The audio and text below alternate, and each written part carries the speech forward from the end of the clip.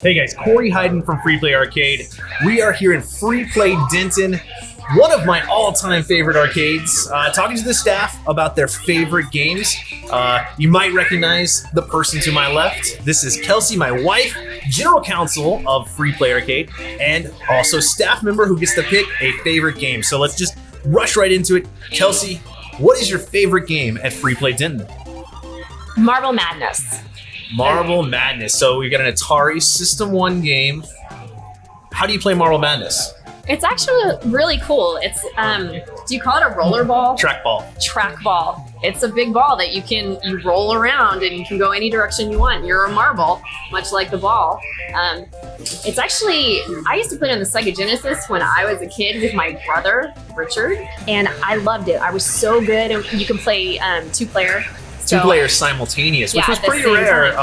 That was one of the big developments as we got into the mid 80s, and one of the reasons it being on a System 1 board set is such a big deal. It has 2 players simultaneous input. So what does that mean? It's kind of interesting actually, because on the Genesis you're using a direction pad and buttons to play a marble, so it makes much more sense in the arcade. But when we were kids, I used to smoke my brother at this game, and he tried really hard. And you know, he's my brother and I'm proud of him, and he did a good job and everything, but I was so good. So we open up this arcade and I hear we have Marble Madness on a cabinet, and I'm like, well, that's great. And then I find out that my brother really likes this game, and in fact he might be like one of the best players around on it, at least at our arcade in this location. And I'm like, forget that, I used to beat him as a kid, I'm gonna go knock him off that leaderboard. Turns out it's a lot different on a cabinet.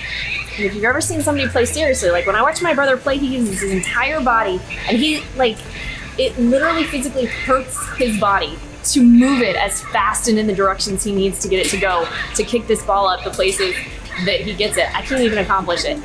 That said, I love playing the game. It's so fun, it's so different, and it just brings back my childhood, like all the good parts about it. You can play with friends. You can play by yourself. It's you try to get as far as you can within the time before the timer runs out, and it's really challenging. It is not an easy game to progress through, so I like that. It's something to work on every time I breeze through the arcade. So one of the interesting aspects, and I don't think you've ever been involved with it, but I'm going to ask you if you have, Free Play started to introduce a little bit of competitive Marble Madness. We've run a few tournaments on Marble Madness, some 1v1, some high score challenges, and the game's not perfectly suited for it, but have you ever played any of those? Have you tried that yet? I haven't. So that's a whole different kind of game experience. But one of the things you were just talking about, which was famous in the 80s, was trackballs pinching you. So the trackball, if you get too into it and you just really want it to go exactly where you want, your skin can go kind of in and get pinched by the ball.